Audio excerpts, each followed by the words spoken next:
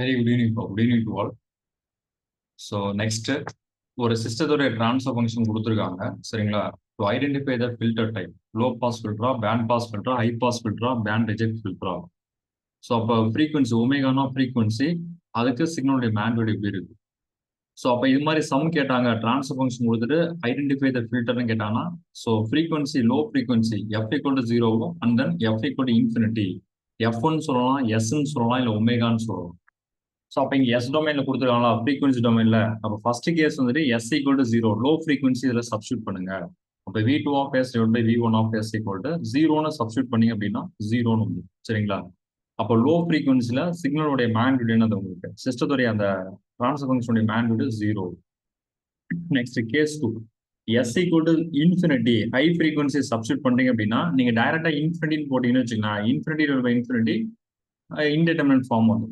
அதனால இன்ஃபினிட்டி நீங்க சப்ஸ்டியூட் பண்ணீங்கன்னா டைரக்டா எஸ்க்கு நீங்க போடக்கூடாது நியூமரேட்டர்ல. அப்ப டினாமினேட்டர்ல பாத்தீங்க அப்படின்னா இதுல ஹையஸ்ட் டேர்ம் என்ன இருக்கு, எஸ் ஸ்கொயர். அப்ப எஸ் ஸ்கொயர் வெளியில எடுத்துட்டு எஸ் ஸ்கொயராலே டிவைட் பண்ணிடலாம், divide by S square, divide by S square, divide by S square. அப்ப எஸ் எஸ் ஸ்கொயர் டிவைட் பண்ணீங்கன்னா 20 கேன்சல் பண்ணீங்கன்னா 20 டிவைட் பை எஸ்ன்னு இருக்கும். இது 1 plus 20 divide by S plus 400 divide by S square. இப்போ இன்ஃபினிட்டின்னு சப்ஸ்டியூட் பண்ணீங்கன்னா infinity 20 divide by infinity plus 400 divide by infinity square, இது ஜீரோ ஆயிடும். இங்க இன்ஃபினிட்டி போட்டீங்கன்னா anything divide by infinity zero. அப்போ லோ ஃப்ரீக்வன்சிலையும் சிக்னல் அந்த மேக்னிட்யூட் ஜீரோ, ஹை ஃப்ரீக்வன்சிலையும் மேக்னிட்யூட் வந்துட்டு ஜீரோ. அப்ப லோ ஃப்ரீக்வன்சி ஹை ஃப்ரீக்வன்சி ரெண்டுலையுமே உங்களுக்கு மேக்னிட்யூட் ஜீரோ. அப்ப இன்பிட்வீன்ல கண்டிப்பா உங்களுக்கு அந்த ஃப்ரீக்வன்சி பாஸ் ஆகும், அந்த மேக்னிட்யூட் பாஸ் ஆகும், சிக்னலுடைய மேக்னிட்யூட் பாஸ் ஆகும். அப்ப இது என்னது, பேண்ட் பாஸ் ஃபில்டர். அந்த பர்டிகுலர் பேண்ட் வித் மட்டும் சிக்னல் பாஸ் ஆகும், அப்போ band pass filter. Suppose S equal to ஜீரோன்னு சப்ஸ்டியூட் பண்றீங்க, அதுல வேல்யூ வருது அப்படின்னா, அதே மாதிரி எஸ் ஈக்குவல் டு இன்ஃபினிட்டின்னு சப்ஸ்டியூட் பண்றீங்க, ஜீரோ வருது. அப்போ லோ ஃப்ரீக்வன்சிக்கு மட்டும் வேல்யூ வருது அப்படின்னா, லோ ஃப்ரீக்வன்சி வேல்யூ வருதுன்னா அது லோ பாஸ் ஃபில்டர். அதே ஹை ஃப்ரீக்வன்சிக்கு மட்டும் வேல்யூ வருதுன்னா அது ஹை பாஸ் ஃபில்டர். லோ ஃப்ரீக்வன்சிக்கும் வேல்யூ வருது, ஹை ஃப்ரீக்வன்சிக்கும் வேல்யூ வருது அப்படின்னா அது பேண்ட் ரிஜெக்ட் ஃபில்டர், சென்டர்ல மட்டும் ரிஜெக்ட் ஆகும்.